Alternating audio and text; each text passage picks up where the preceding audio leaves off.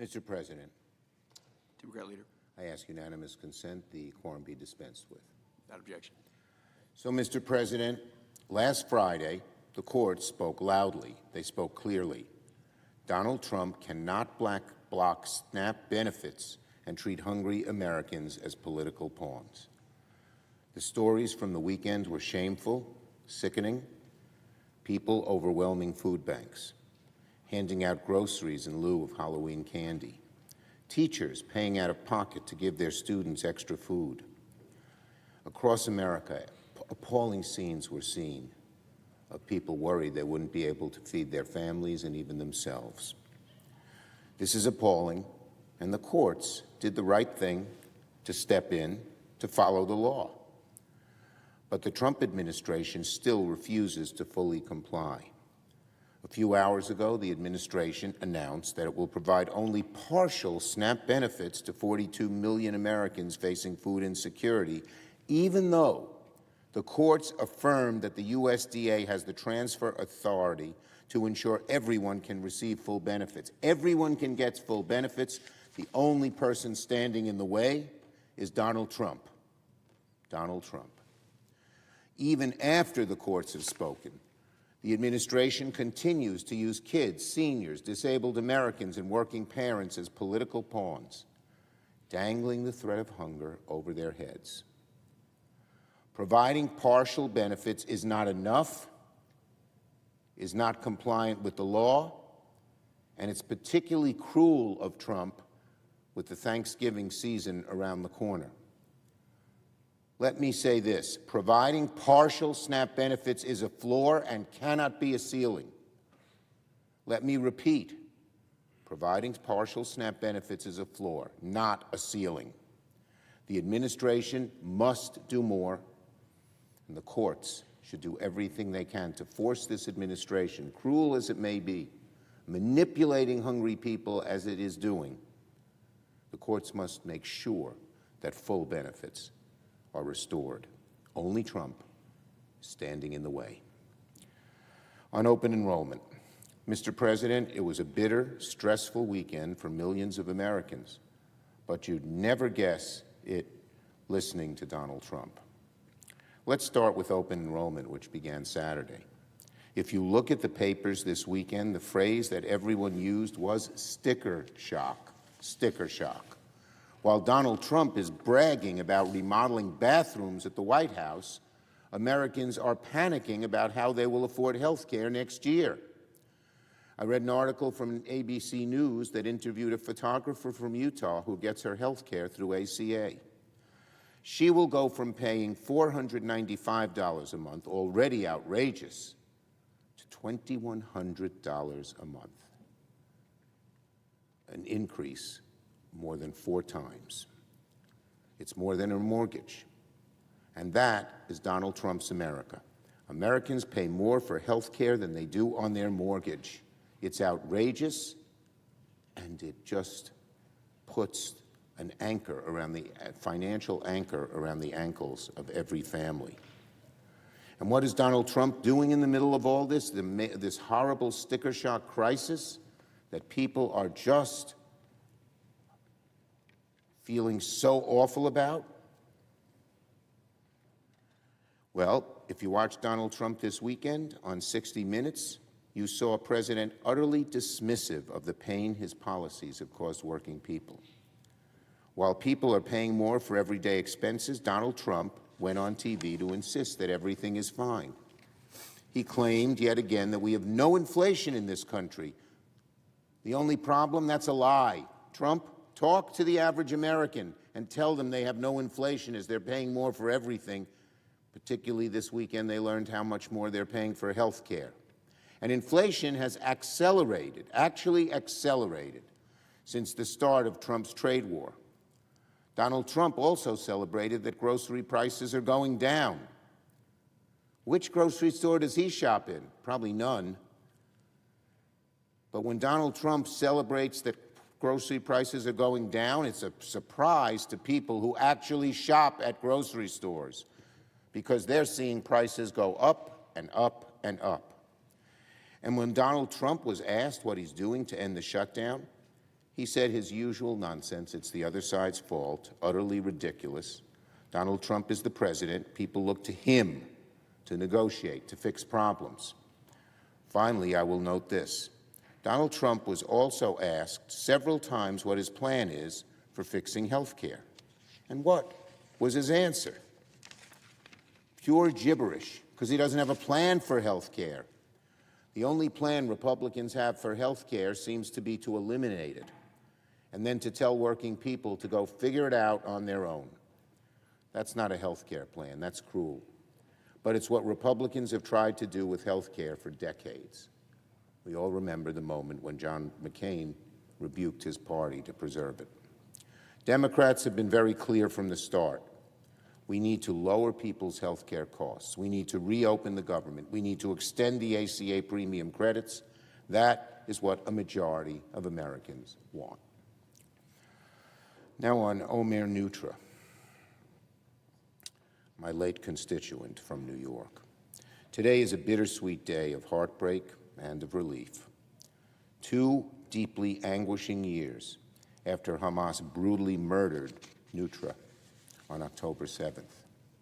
Finally, Omar Neutra's remains have been returned to Israel.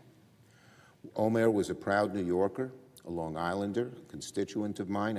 I've met with his family many, many times since October 7th, and I've been so inspired by their courage, their strength, their resolve. Nothing will ever reverse the pain of losing their beloved son. Nothing will erase that pain. But after long last, Omar can now be laid to rest in a proper burial. May his memory be a blessing. Still today, the remains of 8 more hostages murdered by the brutal Hamas remain in captivity, including that of another New Yorker, Itai Chen. We will never stop working until every last hostage is home. I yield the floor.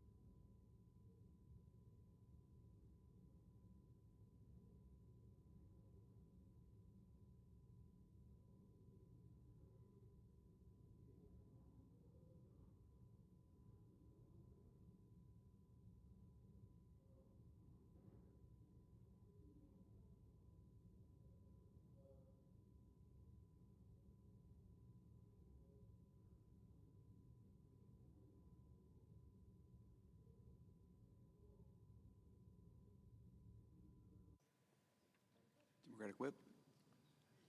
Mr. President, last week I came to the floor on Wednesday to tell the story of some high school kids in Chicago. They did a remarkable thing last Tuesday, 6 days ago. These kids live in a neighborhood known as Little Village, and they go to high school there, to some well-respected high schools, Little Village, Lawndale high schools. They decided on Tuesday to stage a parade in Little Village to protest what ICE is doing to that community and to the city of Chicago. It was peaceful, it was constructive. They marched several blocks, carried copies of the Constitution with them, American flags, Mexican flags, signs that they had prepared. I remember one, I'm going to misstate exactly what it said, but it basically said, our parents have done so much to protect us, now we're going to do everything we can to protect them. I went on Friday to meet with these students. Turned out they were all girls, all women, Latina students. Some reason or another, the boys didn't get into the organization, though they did participate in the parade. These young women, about 15 of them, sat with me in a room and we talked for over an hour about their deepest personal and emotional feelings about what was happening to their families and what they did to stage this parade. Mr. President, I've been to a lot of meetings with a lot of so-called experts on this country and its future, but I learned more in that hour at that high school with those girls, those young women, than in many of those other meetings. They knew exactly what they were doing was dangerous. Their parents had warned them not to stage a parade because the ICE agents had been in the neighborhood in the previous 2 weeks. But they were determined to do something and say something. Most of them were in tears as they talked to me about what they felt personally about this experience. One of the leaders said, I'm an American. I was born here. I love this country and I want to be part of it. Look what it's doing to our families. And another young woman broke down when she said that right before the parade happened, her father had been detained. She said in tears over and over again, my father is not a criminal. Her father's been involved for 7 years to try to get his citizenship status cleared up. He's been back and forth in court. He was in the process of doing this when he was detained and has been spirited off somewhere we don't know. I thought of that experience and what those young girls had been through. And I thought about the courage they showed, their love of this country, their determination to be part of it, but their love of their family and their willingness to risk everything for their parents. That's the reality of life in Chicago and many neighborhoods today. When President Trump announced publicly that he was going to send in the military if necessary, but the ICE forces to go through Chicago, he said he was looking for rapists and murderers and terrorists and the criminally insane. He says it over and over again. Well, guess who he's arresting? Guess who they're detaining? They have yet to report one rapist, murderer, terrorist. They're taking the man that sells the tamales on the corner. I'm not kidding. A man who, for 75-year-old man, who sells what they call elote, which are corn cobs that they steam and are very popular in the community. Rapists, murderers, terrorists, criminally insane? No. Some of them are clearly out of status in their citizenship papers. Some are American citizens. Of all the people that they've arrested and detained, 70% of them have no criminal record, and yet they're being harassed. And they picked the weekend to do that, this last weekend, which is so special to so many American families. I think if I had to pin my wife down on her favorite holiday, it would be Halloween. She loves it. She gets these big bowls of candy, and the kids come from everywhere in our neighborhood in Springfield. And they did just this last Friday. I'm sure many of us had a similar experience. The kids are so excited to get free candy and show off their costumes, and she greets every one of them like they're her grandkids. It's a personal thing. We were worried about this last Halloween weekend in Chicago because of the ICE forces that were roaming the streets. Governor Pritzker asked for a special favor. He asked the ICE agents to take off Halloween night, spare the kids. Don't make them worry about whether they go out for candy, whether somebody's going to be arrested. I joined him in that plea. I thought it was common sense. You know what happened? Kristi Noem, who is the Secretary of DHS, said, by no way, by no means, we're going out if necessary. And they did. The ICE agents went to Evanston, which is a town just north of the city of Chicago, and an incident occurred there which was incredible. The ICE agents were roaming through the town looking for landscape workers. Well, guess what's going on? Those landscape workers are raking leaves. and they're doing their work that they do every year. We count on them to do. And this year, ICE was going to arrest them, and they did. Terrible things happened, too. There's a long story. I ask unanimous consent that this story from the Chicago Tribune be entered into the record at this point. Thank you, Mr. President. When you read this article, you realize what is happening here. These ICE agents, whom Kristi Noem calls her dream team, have completely ignored the Constitution when it comes to due process. They are snatching up people right and left. Who are their targets? The Hispanic population, for sure, or anyone who looks Hispanic, or anyone who lives in a Hispanic neighborhood, or anyone who stands on a street corner with a whistle to try to warn off people that the ICE agents are coming. And certainly those who are in the occupations normally filled by immigrants, like landscape workers. Those are the targets. This is a racist effort. I use that word advisedly. It is a racist effort. It is not about terrorists and murderers and rapists. It's about people with an accent, people who look like they're Hispanic. Well, that's what happened in the city of Evanston. And as their vans, unmarked vans, roam through the neighborhoods, these masked secret police of the efforts in immigration agencies were roaming through the neighborhoods looking for anyone who appeared to be Spanish. And that's what they did. I want to read a statement. They pulled over a man, certainly not Spanish.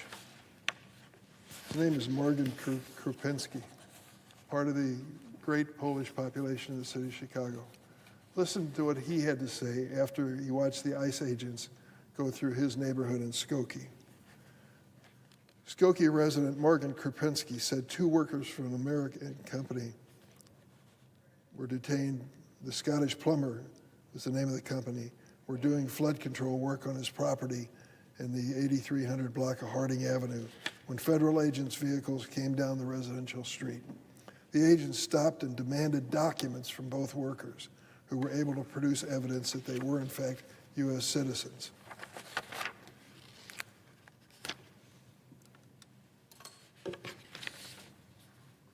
I'm angry, said Krupinski, who identified himself as a Republican and a conservative. As someone who believes in the Constitution, he said, for someone to be stopped by federal agents because of the color of their skin and their appearance, and to be asked for papers is completely unimaginable and completely unconstitutional. Because where is probable cause? Where is reasonable search and seizure? They're working in a residential neighborhood. And then he said, as someone who voted for this president, I didn't vote for this. I didn't vote for people to be harassed. I didn't vote for people to be brought out at gunpoint with machine guns and to harass Americans. That's in the article that I put in the record. So I say to my Republican friends, if you think you're winning in the popular vote with this approach, think twice. This is not American. This is not necessary. This is intimidation. An intimidation felt by a high school in a little village in Chicago, an intimidation felt by a suburb north of Chicago, which is not usually characterized. They were going after the workers who were raking the leaves. It's really an amazing experience, historical experience, constitutional experience that we're facing. And it's one that we won't soon forget. And as I reflect on going back every weekend and seeing further evidence of this travesty, I think, bottom line, there are good stories coming out of this as well. Neighbors who finally gather together with their neighbors in the neighborhood and stand up for those who are being harassed by ICE and its agencies. There's another thing that's going on too, Mr. President, that seems to be totally unrelated, but I want to call it out. If you're looking for a kosher delicatessen in Chicago, let me tell you my favorite, Manny's. It's right off Roosevelt Road in downtown Chicago. The Raskin families owned this deli for many years, 80 in fact. And Danny Raskin, grandson of the founder of the delicatessen, is running it today. He's a wonderful young businessman. He's struggling with the impact of the trade war and the impact of increasing costs for the basic products he sells. But you won't find a better pastrami sandwich or corned beef or latke or kreplach soup anywhere in America. Danny's is one of the best. Why do I bring in this advertisement for Danny Raskin? I want to tell you why. Manny's Deli, located right by the University of Illinois at Chicago, has been a legend in the community for 8 decades. If you walk into Manny's, you'll see a microcosm of the city of Chicago. People from everywhere, every kind of background, joined together over a fondness for his hearty portions and delicious sandwiches. Manny's has been a staple of this community, and today they announced they will provide free meals for those on SNAP. Free meals. Why has Manny's found it necessary to feed those on SNAP? Because President Trump became the first president in history to deliberately disrupt the processing of November SNAP benefits, jeopardizing 42 million Americans' food security. Although the Department of Agriculture was told by 2 federal courts that they had the authority to fully fund SNAP, today they announced they'll only pay half of November benefits. That is going to cause a real hardship to the millions of Americans who count on what used to be known as the food stamp program. Thankfully, Manny's Delicatessen in Chicago is willing to do what the Trump administration is not, working to make sure that nobody in their city goes hungry. They're going to offer a sandwich, a potato pancake, and some dessert to these people who come in with SNAP cards. I'm grateful to the great staff at Manny's and their owner, Danny Raskin, for their generosity as SNAP payments are cut under President Trump. And Manny's isn't the only restaurant in the city of Chicago helping those on SNAP. It's one among many stepping up across Chicago to make sure that Illinoisans don't go hungry. Taza Italian Ristorante, Wooden Paddle, and one of the better pizza places, Lou Malnati's. Other restaurants as well are offering SNAP recipients free or discounted lunch during the month of November. I'm grateful for their assistance as Chicagoans face the reality of President Trump's cruel SNAP cuts. And I hope we here in Washington will learn from the kindness demonstrated by these restaurants and that they will work as hard as they do to feed and keep America safe. Let me just add in closing, there's another man involved in this story, and I want to mention his name. It's Wayne Gordon. Wayne Gordon was a minister of Lawndale Christian Church for over 40 years. He graduated from Wheaton College, went into the ministry after he had coached basketball at Farragut High School, and started the church in the Lawndale section, a poor, largely black section of Chicago. But he and his wife moved there 40 years ago and still live there to this day. They started Lawndale Christian. He is an evangelical minister who prays for me every day, thank goodness, and I try to return the favor. But I'm sure he was the mentor that Danny Raskin mentioned as his inspiration for providing this food. Hats off to Coach Wayne Gordon and Danny Raskin for this amazing display of caring at a time when it's needed more than ever. Let me close by saying this, Mr. President. We can solve this problem in the Senate, and we can do it this week. There is no excuse. The President is back from his trip overseas. The House can be called into session and return, and they should be, sooner rather than later.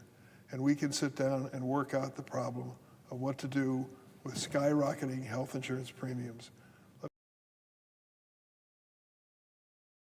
They told me that hospital insurance premiums are going to double in the northern part of our state near Chicago and triple in the rural small town sections downstate. Triple the current level of health insurance premiums. How in the world will a family struggling to get by paycheck to paycheck manage that? That's a legitimate question. My Republican friends should join me in asking that question. And they should go beyond these vague references the President made last night on 60 Minutes about we have some ideas. I've heard that for years now, and we don't know what those ideas are. What we should do is sit down and work together to solve both problems. Open up the government, which we can do when we reach an agreement, and we can, of going forward on health costs that are going to make 24 million Americans lose their health insurance. We all should share feelings about the families that are struggling with this, both things, and we can do it if we work together.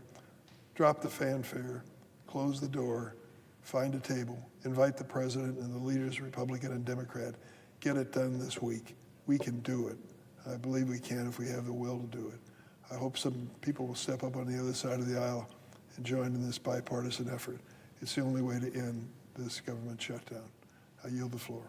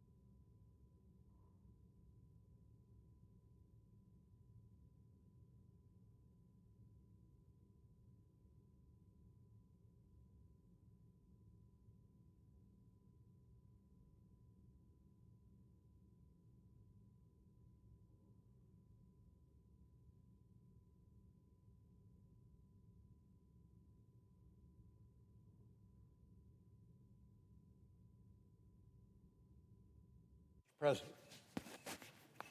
Senator from Texas. Mr. President, I'd ask unanimous consent to waive the mandatory quorum call with respect to the tongue nomination. Without objection.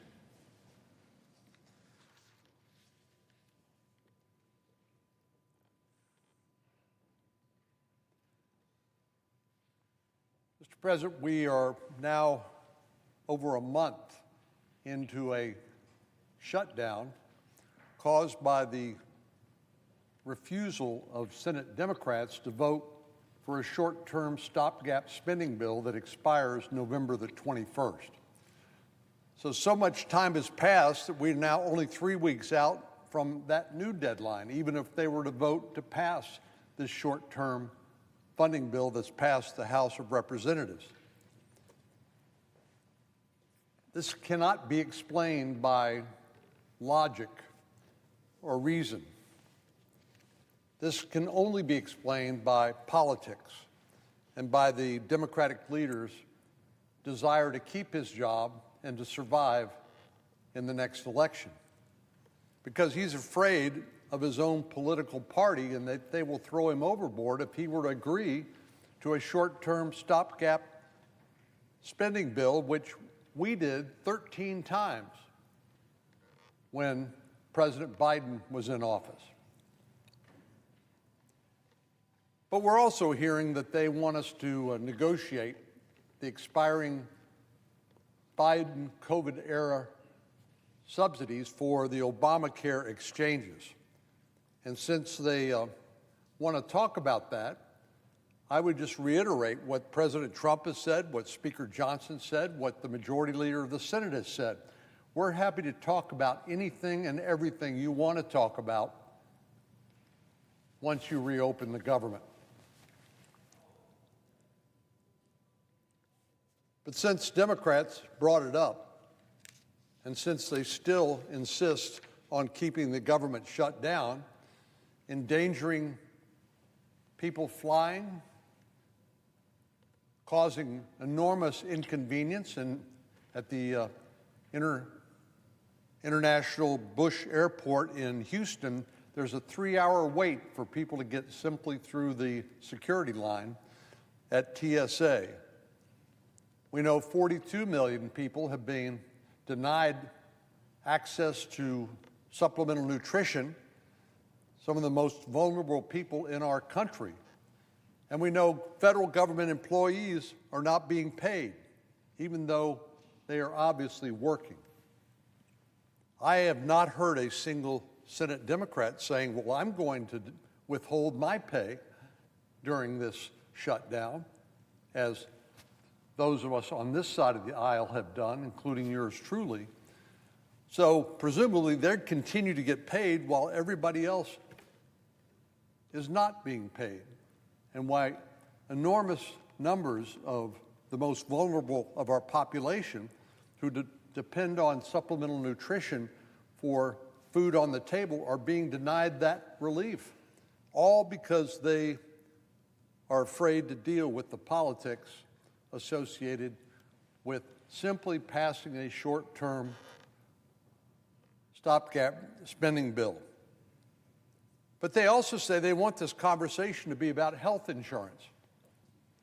And since they want to talk about Obamacare, I figured I would oblige them. Now, we know health insurance rates have certainly continued to go up. The Wall Street Journal recently reported that the cost of a family health insurance plan in 2025 is nearly $27,000. If you're on one of the 16 million people on the Affordable Care Act exchanges, your premium is scheduled to go up 18% next year. 18%. At the same time, if you're on an employer-provided insurance plan, premiums will go up roughly 6 or 7%. 6 or 7% versus 18%. Well, there must be a good reason for that astronomical figure for the Obamacare plans, and I plan on mentioning a few reasons why that is so. Well,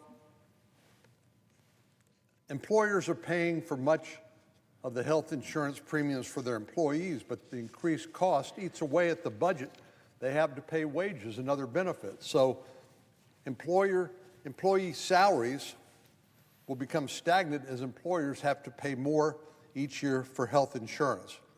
And for small businesses, the margin is even greater, or I say the margin should be smaller. The increased cost of health care for their employees might mean they can't offer generous raises, or might mean they can't afford to hire as many people as they previously did. So clearly, the rising costs of health care and health insurance is a problem for individuals and employers. But a fair question is, how did we get here? Well, the first place we have to look is Obamacare, popularly known as the Affordable Care Act. The fact of the matter is, it is the Unaffordable Care Act. When President Obama signed this highly controversial signature health care plan into policy, he promised that it would make health insurance affordable for the American people. In 2016, in a speech to students in Florida, President Obama said, "The Affordable Care Act has done what it was designed to do.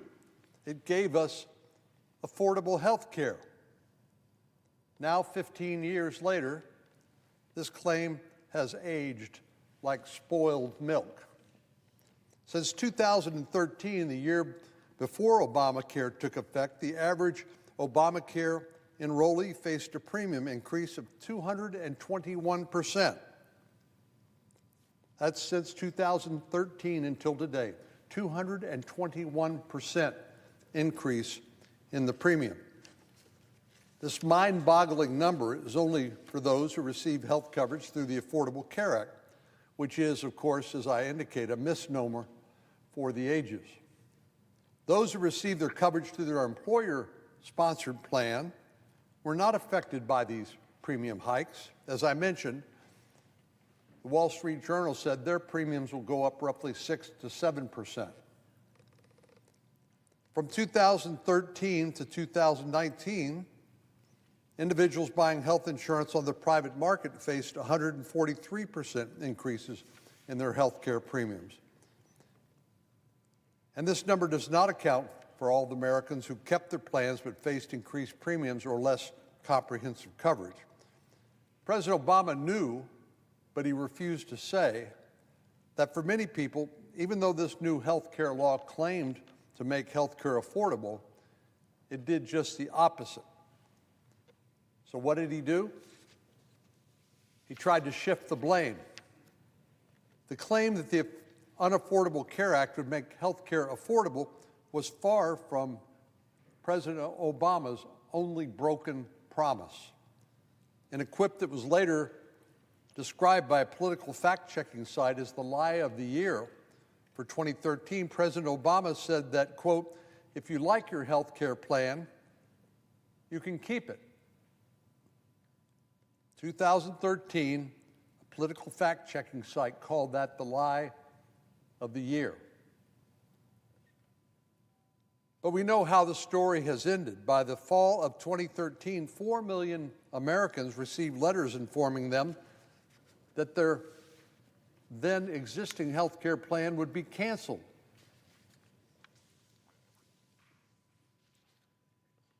In the same 2016 speech, he said, "Now, some people may say, well, I've seen my co-pays go up or my networks have changed, but these are decisions that are made by your employers. It's not because of Obamacare. They're not determined by the Affordable Care Act." Now, that was a complete and utter abdication of responsibility for the disruption that Obamacare caused. And while it may be true that they were not directly determined by the Affordable Care Act, it is because of the Affordable Care Act that people lost their coverage, and thus they could not keep the coverage they had if they wanted it. Obamacare did not make health care affordable. It created a tangled web of regulations alongside of taxpayer-funded subsidies that ultimately only led to higher costs for taxpayers and those receiving care. The only party that stood to gain the benefit from the Obamacare chaos was the health insurance companies themselves. They've enjoyed a windfall as a result of Obamacare. By now, insurance companies have figured out how to use this muddled mess, that is the Democrats' health care system, to lobby for government subsidies, including the continuation of the expiring COVID-19 era subsidies that the Biden administration imposed.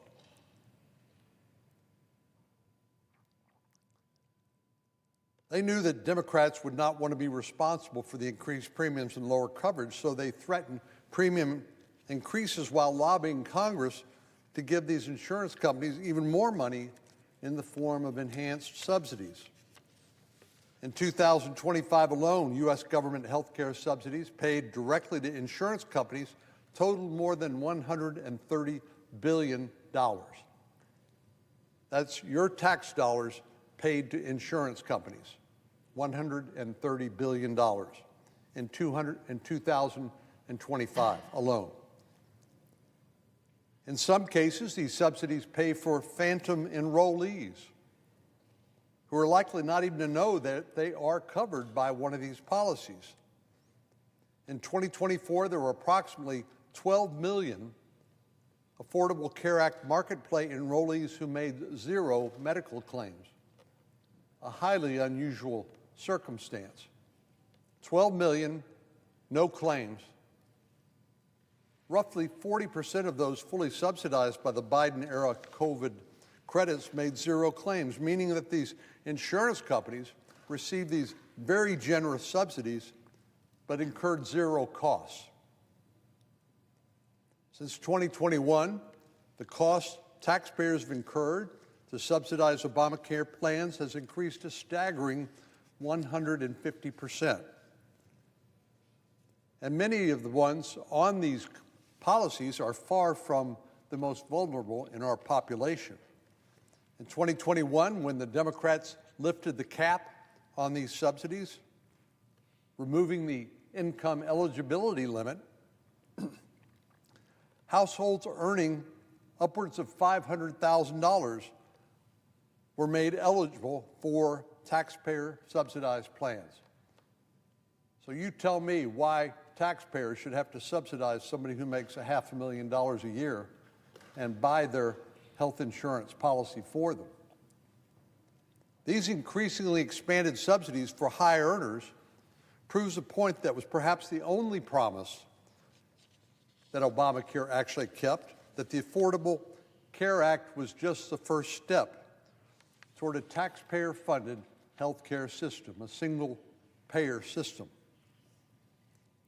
Back in 2016, President Obama compared his signature law to a starter home that would later be upgraded into one that would be much bigger.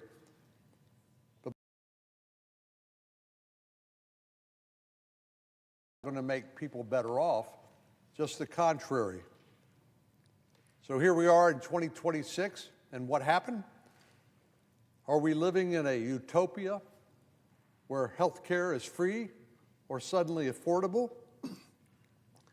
Well, just the opposite.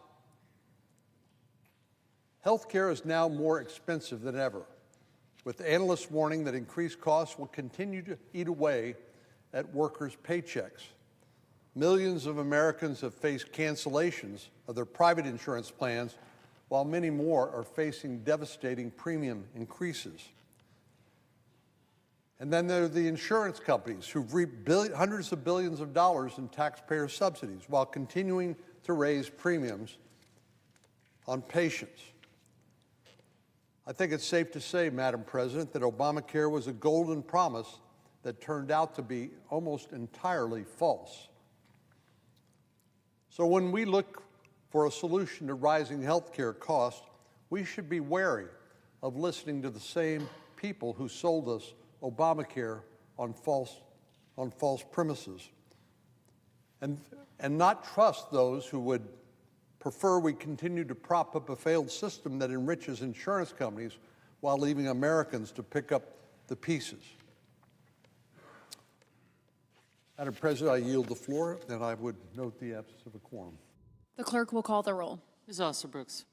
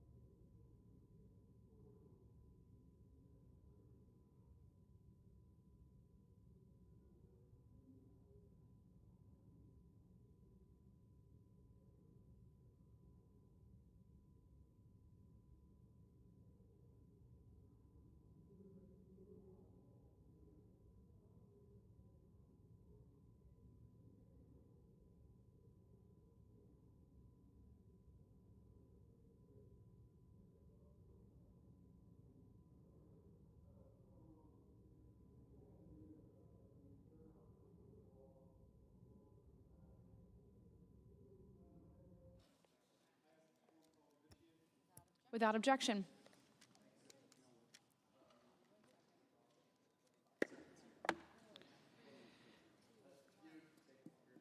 The clerk will report the motion to invoke cloture. Cloture motion, we, the undersigned senators, in accordance with the provisions of Rule 22 of the Standing Rules of the Senate, do hereby move to bring to a close debate on the nomination of Eric Chunyi Tung of California to be United States Circuit Judge for the Ninth Circuit, signed by 17 senators. By unanimous consent, the mandatory quorum call has been waived.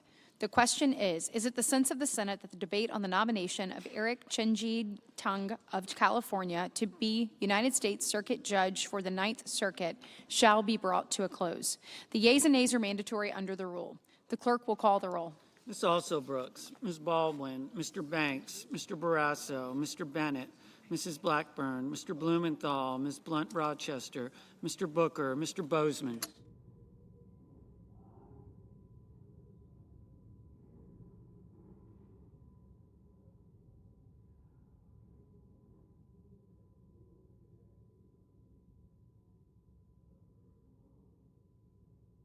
Mrs. Brett.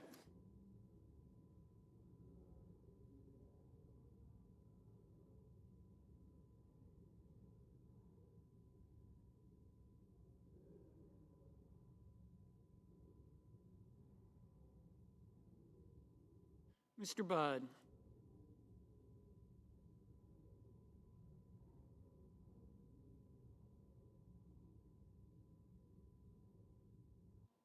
Ms. Cantwell. Mrs. Capito.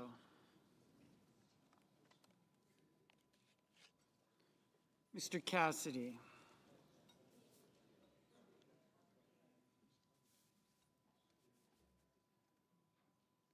Ms. Collins.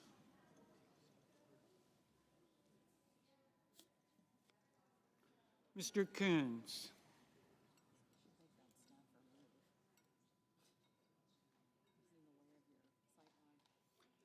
Mr. Cornyn.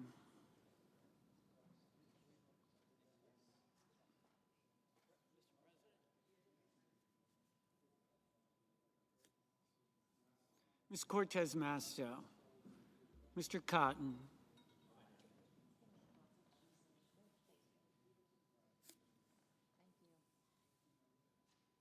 Mr. Kramer. Mr. Crapo. Mr. Cruz. Mr. Curtis.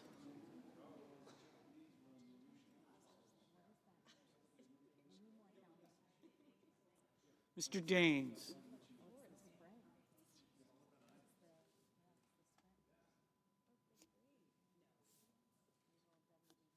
Ms. Duckworth. Mr. Durbin. Ms. Ernst.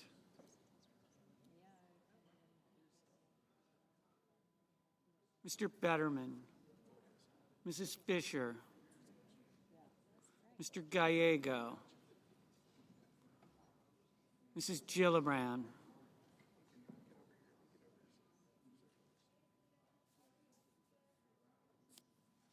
Mr. Graham. Mr. Grassley. Mr. Haggerty. Ms. Hassan.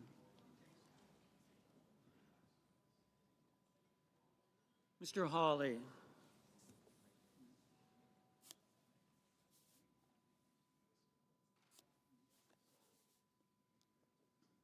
Mr. Heinrich.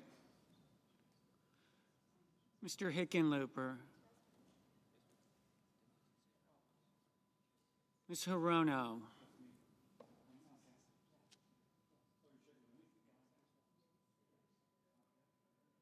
Mr. Hoven. Mr. Husted.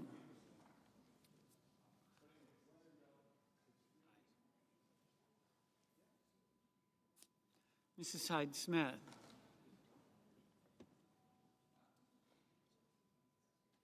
Mr. Johnson.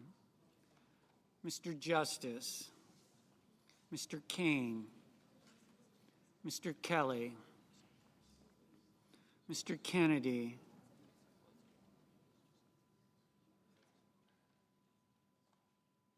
Mr. Kim,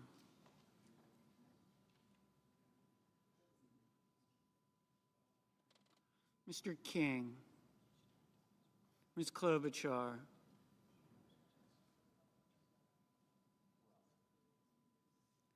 Mr. Langford, Mr. Lee, Mr. Lujan, Ms. Lummis, Mr. Markey, Mr. Marshall, Mr. McConnell,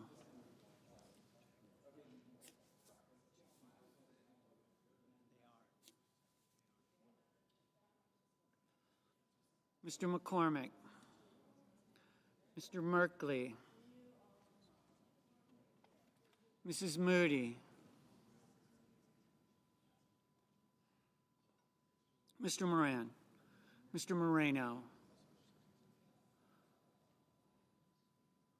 Mr. Mullen, Ms. Murkowski, Mr. Murphy, Mrs. Murray, Mr. Ossoff, Mr. Padilla,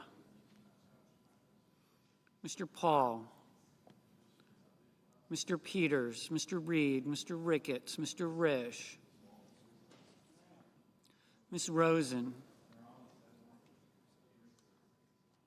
Mr. Rounds, Mr. Sanders, Mr. Schatz, Mr. Schiff, Mr. Schmidt, Mr. Schumer, Mr. Scott of Florida, Mr. Scott of South Carolina,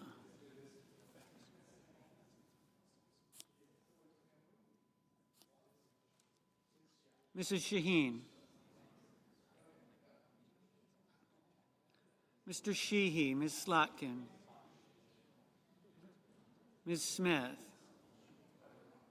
Mr. Sullivan, Mr. Thune, Mr. Tillis, Mr. Tuberville, Mr. Van Hollen, Mr. Warner, Mr. Warnock, Ms. Warren, Mr. Welch, Mr. Whitehouse, Mr. Wicker,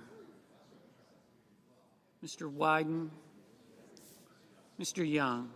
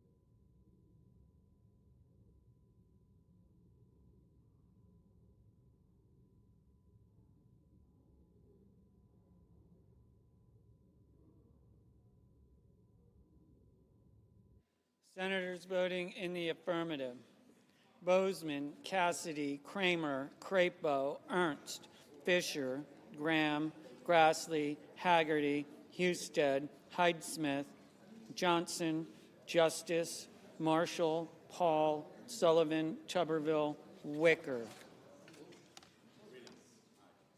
Mr. Moreno, aye.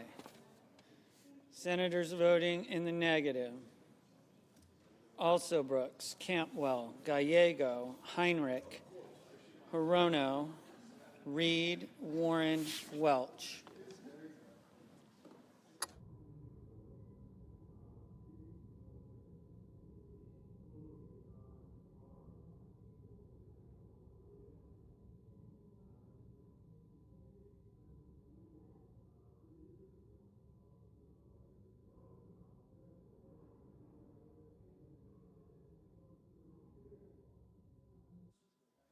Mr. Sheehy, aye.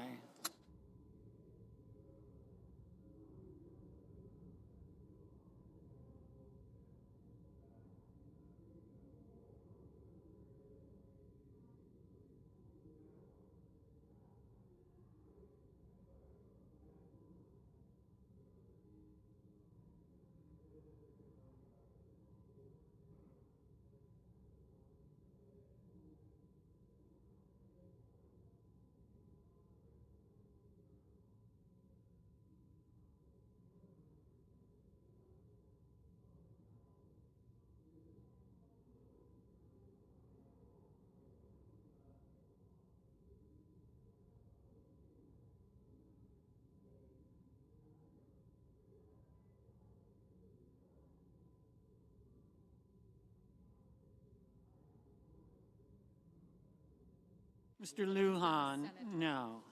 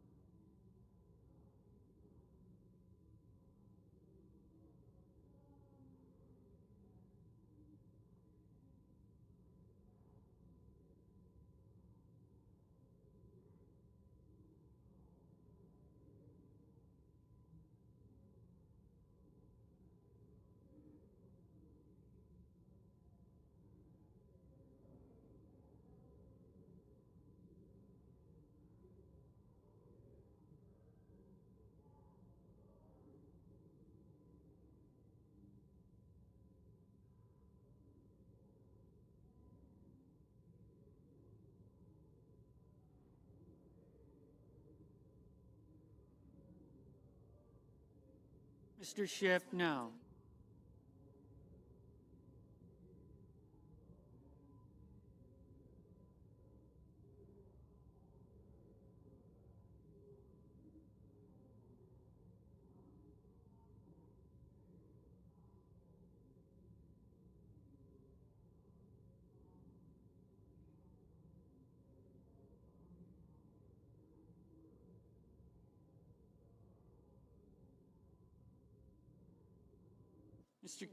Mr. Kim, no.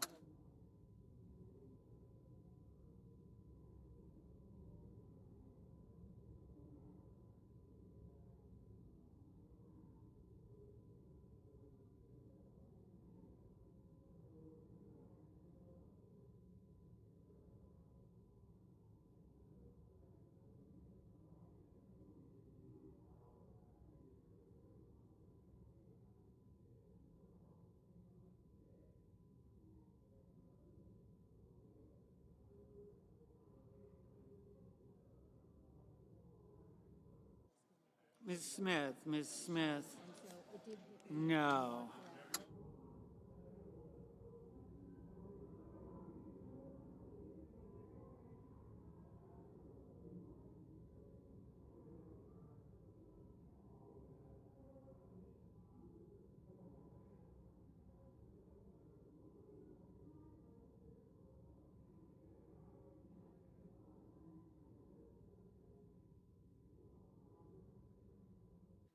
Mrs. Moody, aye. Mr. Hoven, aye.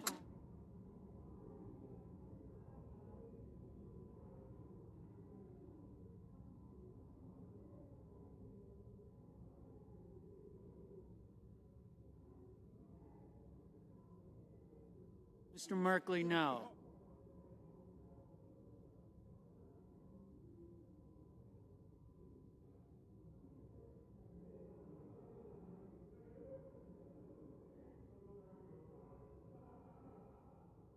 Mr. Langford, aye.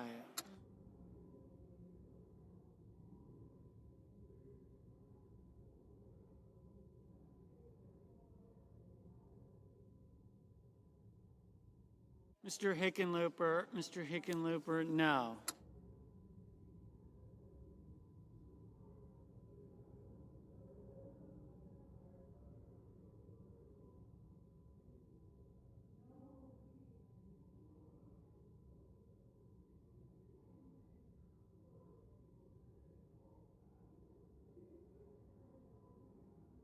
Ms. Murkowski, aye. Mr. Banks, aye.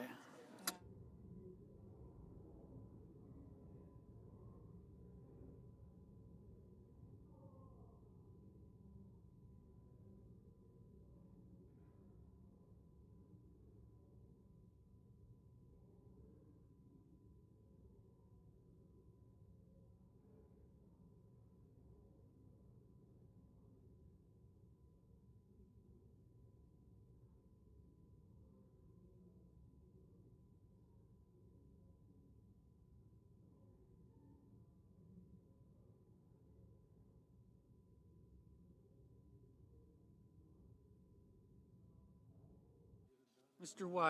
Wyden, no.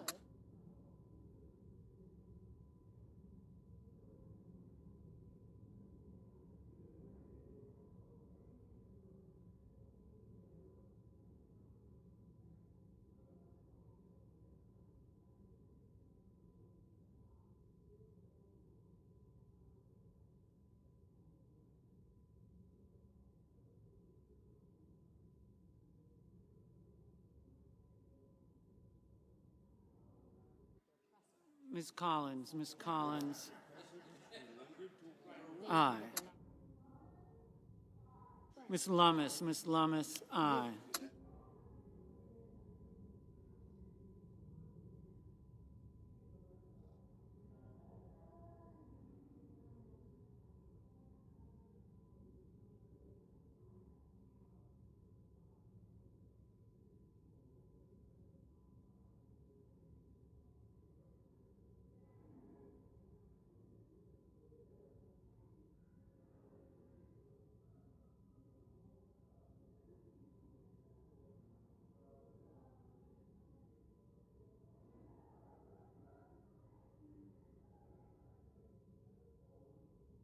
Mr. Kennedy, aye.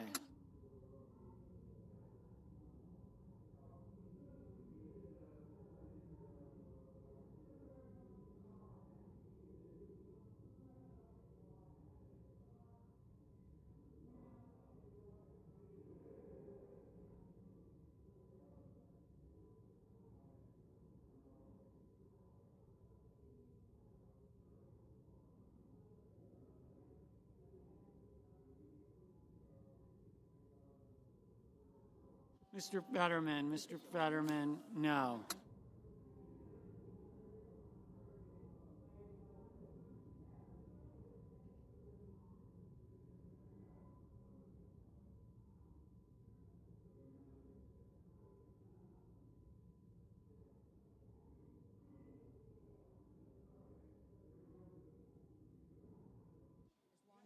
Mr.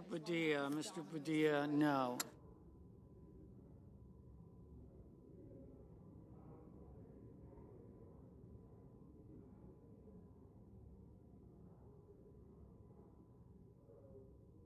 Ms.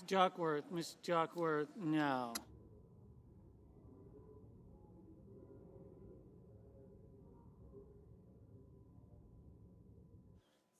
Mr. Young, aye. Mr. Scott of Florida, aye. Mr. Curtis, aye.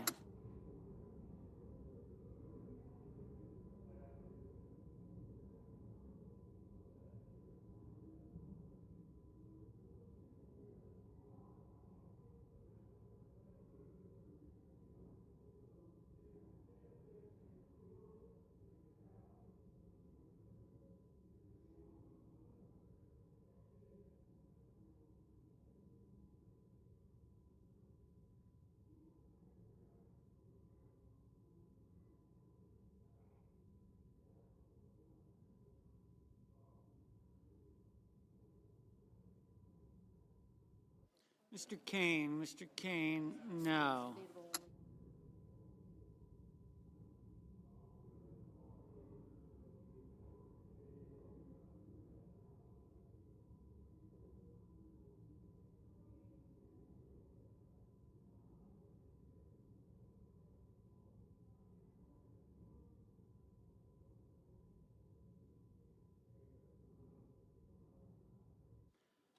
Mr.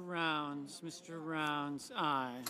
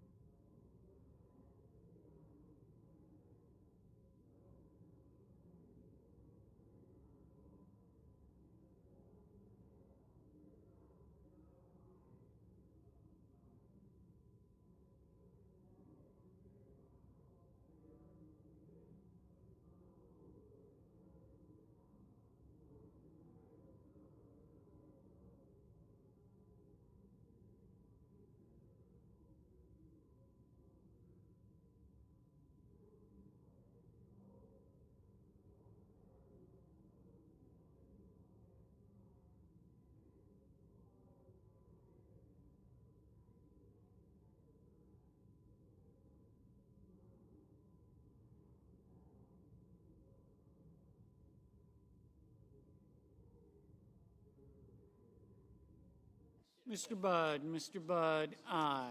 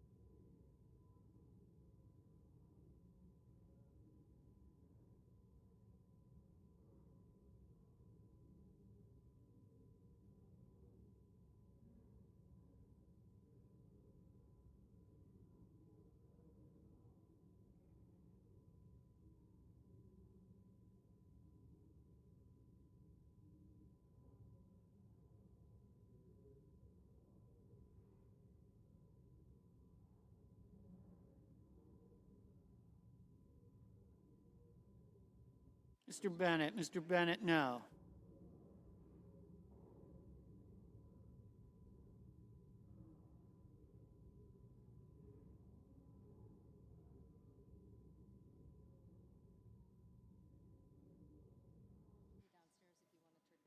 Mr. Lee, aye.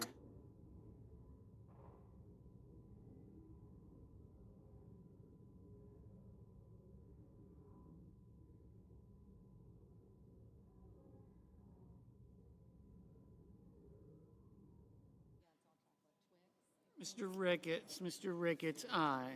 Ms. Cortez Masto, no.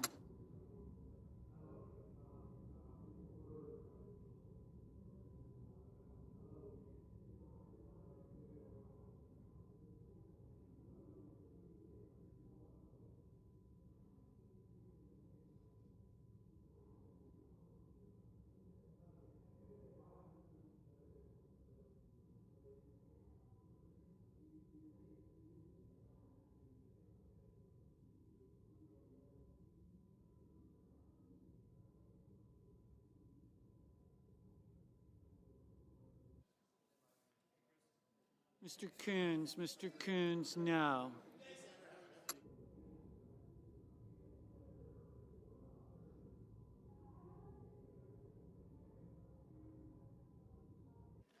Mrs. Brett, aye. Mr. Moran, aye. Mr. McCormick, aye. Mrs. Blackburn, aye. Mr. Mullen. Mr. Barrasso, aye. Mr. Cornyn, aye.